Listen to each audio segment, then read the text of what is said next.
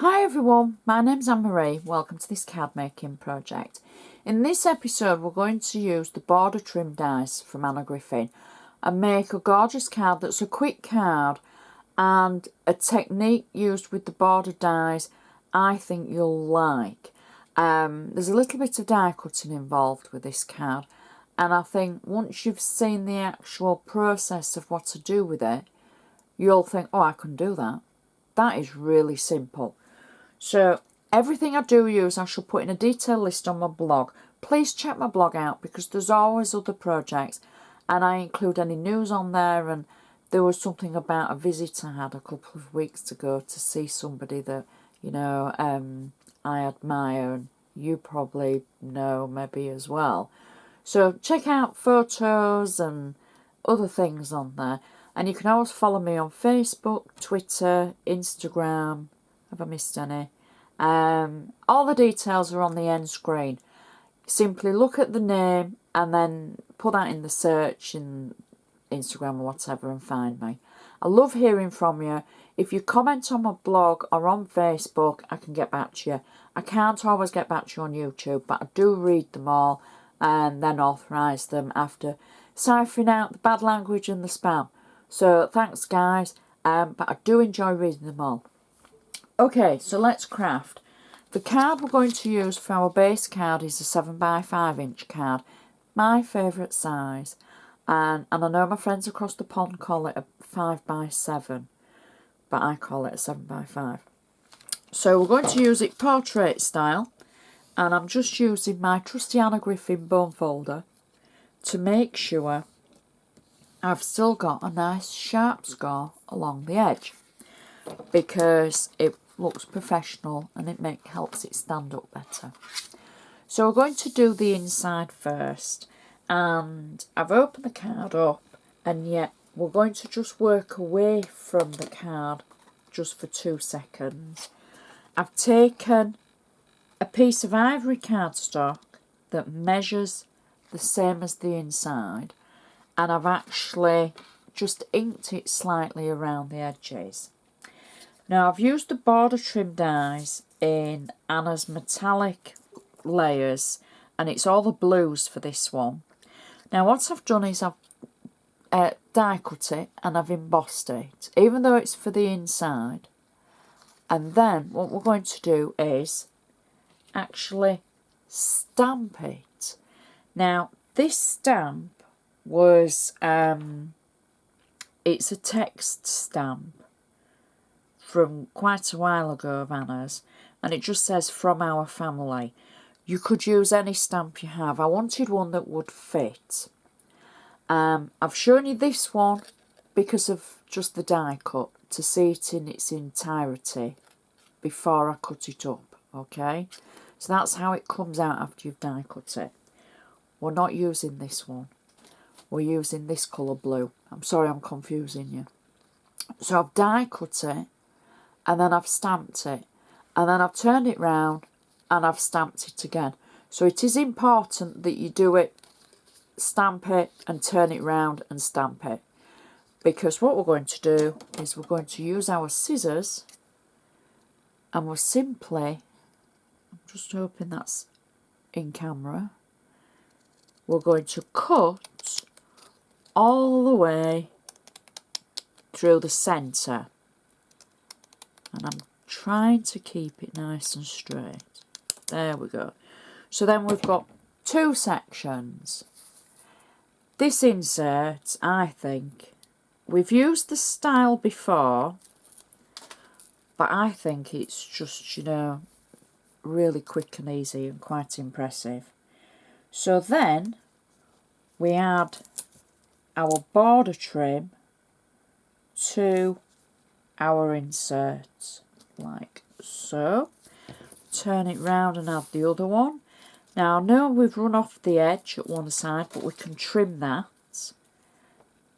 Obviously I had tape on the back of mine already, only for quickness. So now we can trim the excess away, like that. Oops, caught the card. And at the other side, just a little bit there, and then we can add this to our card. Now I think this looks very professional and it hasn't taken a great deal of effort. So let's add that inside our card. There we go. Wow, look at that. It's going to work perfectly.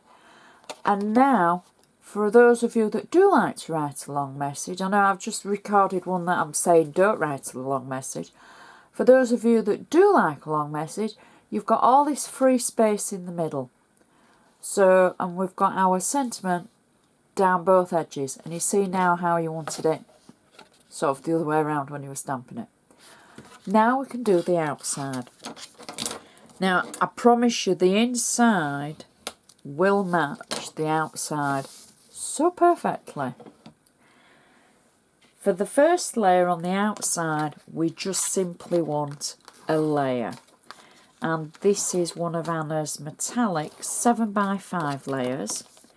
I'm just going to turn the card round so I can see to add it. That's all. To try and get it kind of straight like that. Not very successful, but it doesn't matter so much. Now that's our first layer. Now you saw how I die cut the border trim. Now I've die cut quite a few of them, all in the blues and all I've cut in half. You know how we did the half for the inside?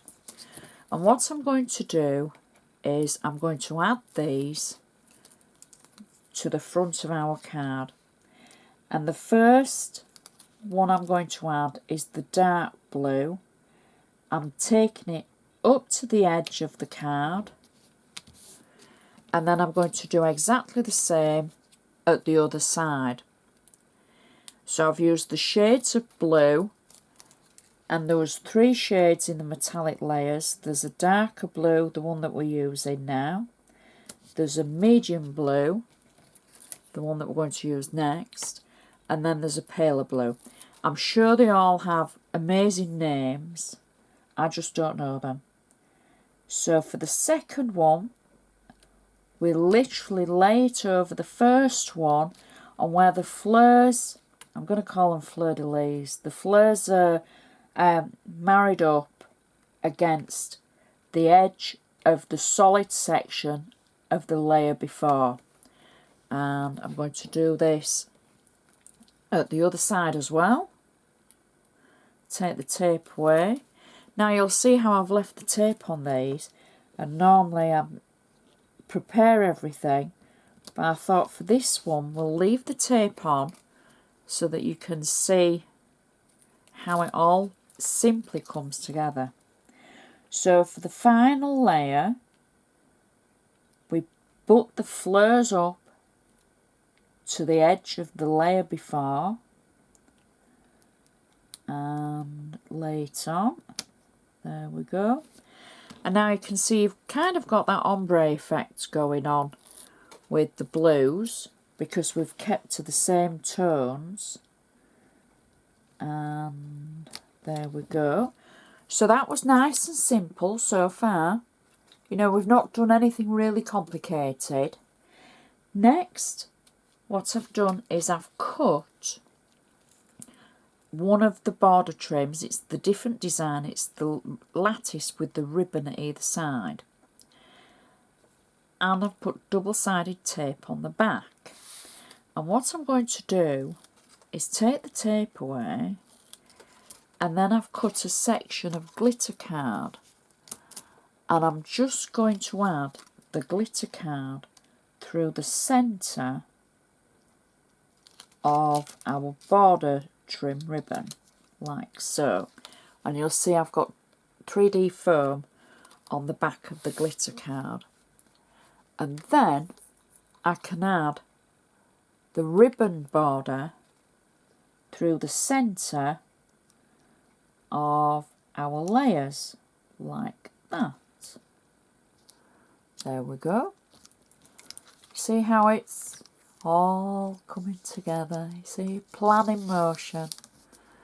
Press it down and you can just see that little glint of glitter.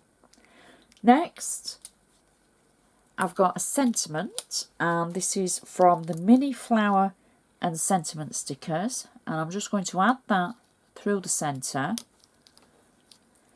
And then I've got 2 flowers that I want to add, and I'm going to add one at the top of the sentiment and one underneath, and then I'm going to finish the card off. I know we've got 2 bows here, but I'm going to finish off putting my 2 bows over the top of those like that. And that is our card finished. And the effect, it is a quick card, even though you've got to die cut a couple of times. Once you've done your die cutting and you just think, oh yeah, I see what you mean. And look how the inside goes perfectly.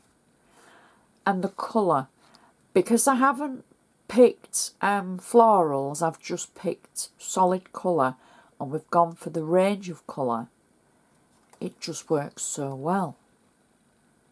Now, I know you could use that with so many other different papers and cards that you've got.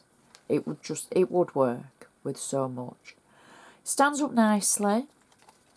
It will post easily, because where you've given the effect of all the layers, those are actually flat. The only thing that isn't is decoupage through the centre, where you've got one layer and then you've just got the flowers at the side of the sticker, at the side of the sentiment. Such a pretty card, and the colour, I like blue. I do like blue. I do hope you've enjoyed watching. Please feel free to share. Please feel free to share any of my videos. Don't forget to look for me on Instagram and Twitter and Facebook and, you know, all the rest of social media platforms, because I'm sure you'll find me. Don't hesitate to get in touch. You can comment on Facebook or on my blog.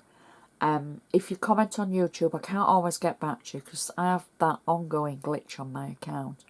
So just keep it to Facebook and my blog, really. Everything's moderated as well, so it might take like a day or so to get through, but don't worry about that. So I'd just like to say thank you so much for watching, and I shall see you next time.